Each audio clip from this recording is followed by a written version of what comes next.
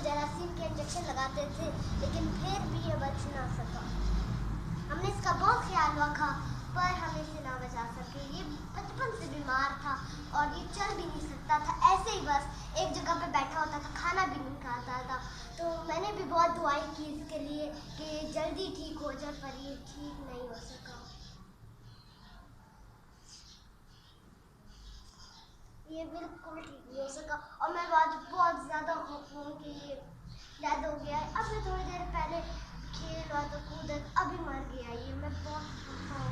चले फिर next video में मिलेंगे। अल्लाह हाफिज़।